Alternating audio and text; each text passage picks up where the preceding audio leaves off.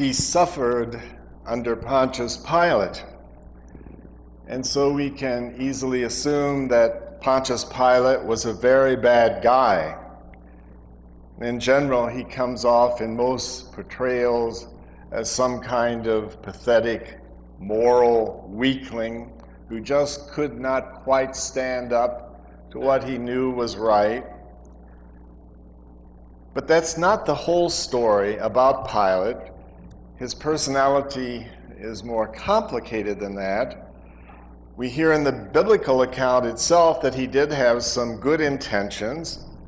He was, like all of us, sinners, a kind of mixture of good and evil.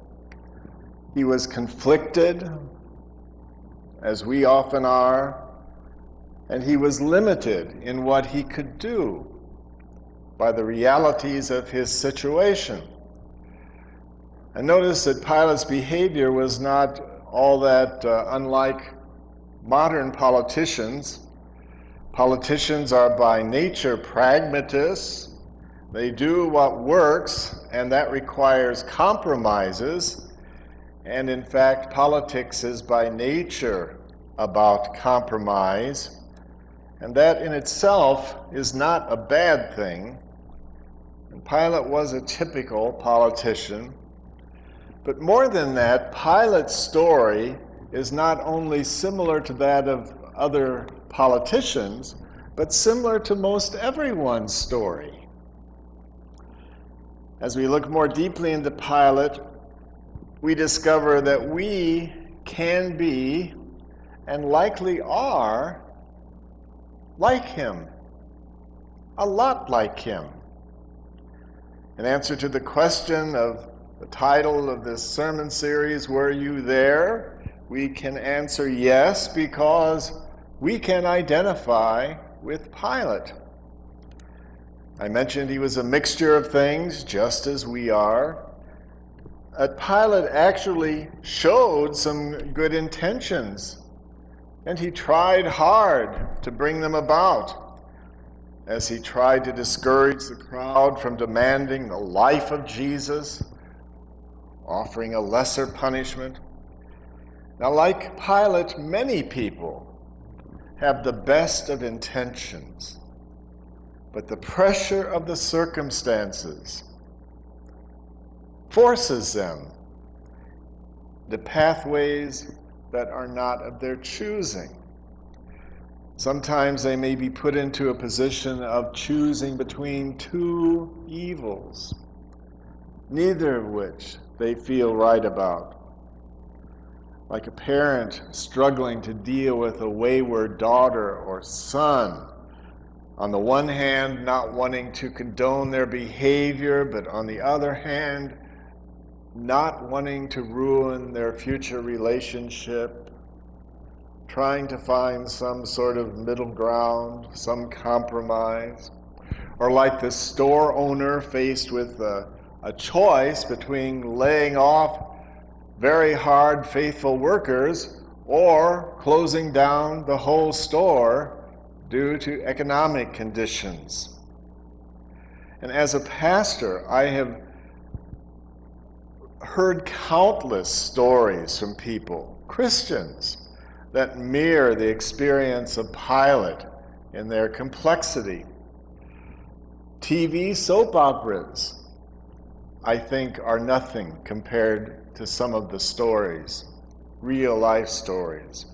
Often it may have to do with marriage or an employment, sometimes with issues of health for that person or a loved one. But sin and the power of evil present a much bigger challenge to us than our simply making a decision that we are going to obey God, that we're going to follow His 10 Commandments. Try as we may, sometimes things are not all that clear to us. We're left in a quandary. You have to make a decision, trusting forgiveness, uncertain about whether we're doing the right thing. We live in a fallen world, like it or not. In fact, Christian experience teaches us that the more likely or the more determined we are to do the right thing, the more likely we are to experience a satanic attack in our lives. But it's not just the problems caused by others that scar our lives. In our traditional confession of sin on Sundays, we confess that we are by nature sinful and unclean. And that's not just a theological statement about newborn babies. It describes the reality that each one of us uncovers within ourselves as we walk through life. Sin and its complicating pressures on us, the pressures on us to make a mess of things, often find a home in our own hearts. And that shows up in the stories of our lives, in the lives of the most sincere Christians. None of us escapes completely the power of sin and evil. Pilate is not all that unique. And so over the years, I've kind of developed a more sympathetic view of Pilate, and I found it, I may have mentioned this once before, but I found it very interesting that Christians in North Africa, the Coptic Christians in Ethiopia and Egypt, even refer to Saint Pilate and have a day in the church year named for him and his wife Procula. It's June 25th. And one tradition has it that Pilate became a closet Christian and was crucified when he was discovered, because both the Jews and the Romans disapproved strongly of that. In fact, he was said to have been crucified twice, being taken down from the first cross and then placed on the cross of Christ himself. And recall how Procula tried to intervene in those judicial proceedings in order to save Jesus. The tradition says that she too became a Christian. Now, whether there is any truth or not in those traditions, what a wonderful witness to the truth of the unlimited power of forgiveness Jesus prayed for from the cross. Forgiveness for those who were crucifying him. Father, forgive them, for they know not what they do. Now, when we learn the Ten Commandments and their meanings, we also learn how Jesus made those commands of God given for our welfare more stringent, and that he pointed beyond outward obedience to the condition of our hearts, so that he taught that hatred was a sin against the command against murder. What was going on in our hearts? Lust in our hearts was a sin against the commandment that we should not commit adultery. He looked to the heart. Taking the commandments seriously, as Jesus teaches us to do, has one certain result: to show us that we are all sinners.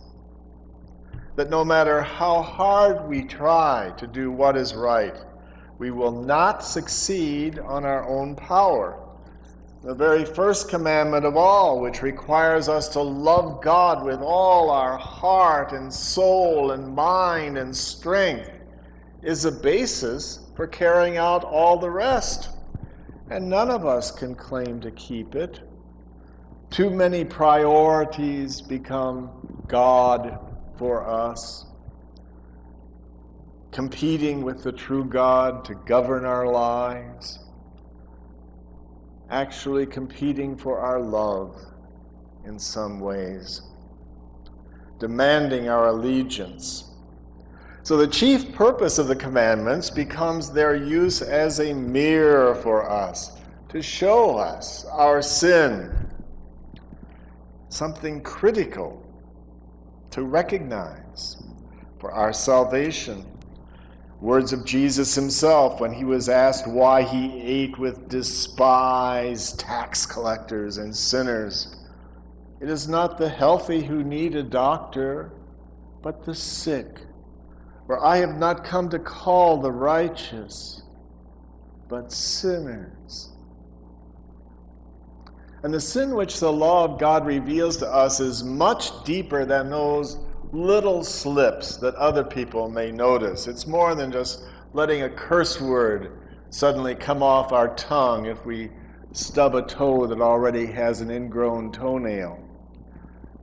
Our outward sins of omission, commission, thought, word, deed, are all part of the dangerous, tangled web of evil that entraps us.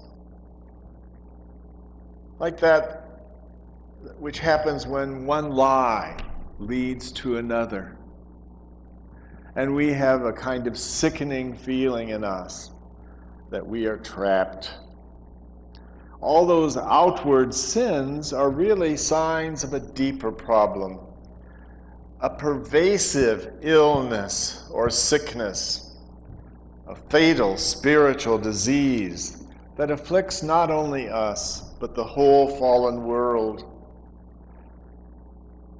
And just think about it. It's a world in which God's ultimate and perfect expression of love is rejected, humiliated, tortured, mocked, nailed to a cross because things were just too complicated, evil too much out of control, and because he was too different from the way things are here in this world, too perfect to be squeezed into the realities of our world, our fallen world.